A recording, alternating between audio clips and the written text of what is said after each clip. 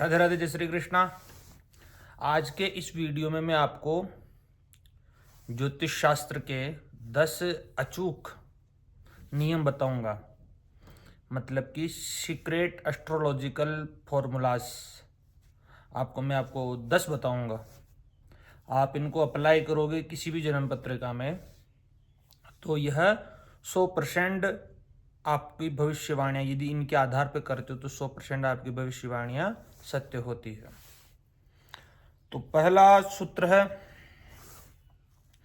कि फलित ग्रंथों के वृत्त पाराशरी जो राजयोग होते हैं वह 100% सत्य होते हैं। जैसे कोई केंद्र त्रिकोण का संबंध बनता है, केंद्र त्रिकोण पतय संबंधेन परस्परम इतरैहि प्रसक्ता सिद्ध विशेष फलदायका।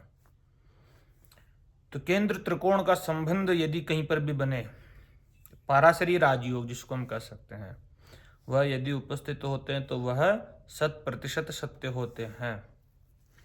दूसरा कहा कि जन्म के 6ठे भाव में यदि 6ठ भाव में चंद्रमा स्थित है, किसी की भी जन्म पत्रिका में 6ठे भाव में चंद्रमा है, तो प्रमेह रोग देने के लिए यह ही जन्म हुआ इस व्यक्ति, इसको प्रमेह रोग होना ही होना है, मतलब कि शुगर इत्यादि 20 प्रकार के होते हैं जो किसी के भी सप्तम भाव में मंगल हो तो बाबासीर होने की संभावना ज्यादा व्यक्त हो जाती है। ध्यान रखिएगा, एक एक सुनिएगा। फर्स्ट मैंने आपको बताया कि पाराशर्य राजयोग 100% सत्य होते हैं। दूसरा, 6ठ भाव में चंद्रमा प्रमेह रोग देता है और सप्तम भाव का मंगल बाबासीर रोग देता है। शुक्र और सूर्य का 6ठ भाव में भी मूत्र रोग देता है, मूत्र कच्छ रोग उत्पन्न कर देता है। एक और है, शुक्र और मंगल यदि अष्टम भाव में हो तो ऐसा व्यक्ति ज्यादा ज्ञान देने वाला होता है, उपदेश करता है, हर किसी को सलाह देने वाला होता है। शुक्र और मंगल यदि अष्टम भाव में हो और कोई ग्रह की दृष्टि ना हो, कोई ग्रह नहीं होने चाहिए, बाकी अगर ये दोनों ही हो तो ऐसा व्यक्ति ज्यादा ज्ञान देने वाला होता है, उपदेशक होता है।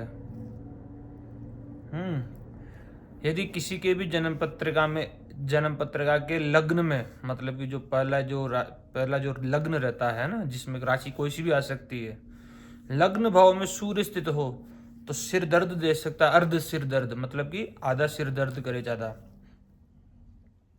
सिर की पीड़ा उत्पन्न हो सकती है। एक और है कि सप्तम भाव में यदि केतु हो, मतलब कि लग्न में राहु हो, तो ऐसे व्यक्ति को पथरी का दर्द या गुदादी में शल का कारक हो सकता है, पथरी वगैरह इत्यादि होने की समस्याएं रहती है। एक और सूत्र है, यदि लग्नेश किसी भी शुभ ग्रह से दृष्ट होकर के केंद्र या त्रिकोण में स्थित हो, यदि लग्नेश शुभ ग्रहों से, कोई भी लग्नेश हो, कोई भी ग्रह हो, शुभ हो चाहे अशुभ हो, यदि लग्नेश हमेशा शुभ ही होता है वैसे तो, लेकिन शनि भी पाप, यानी कि एक क्रूरा केटा राहु मंदार के भोम है, ये क्रूर ग्रह जो होते हैं ये भी लग्नेश हो सकते हैं। ये तो होते ही होते हैं, कोई भी लग्नेश हो सकता है ग्रहों में से, 7 ही ग्रहों में से। तो लग्नेश यदि केंद्र त्रिकोण में शुभ ग्रहों से दृष्ट होकर के बैठ जाए तो उस व्यक्ति का जीवन प्रायः सुखमय जीवन रहता है। ठीक है, यानी कि वह उसका जीवन सुखयुक्त रहेगा, मानयुक्त रहेगा। अब एक और राजयोग बता रहे हैं इसमें, पंचम भाव का स्वामी और दशम भाव का स्वामी यदि संबंध करते हैं तो यह भी 100% राजयोग है, प्रबल राजयोग है।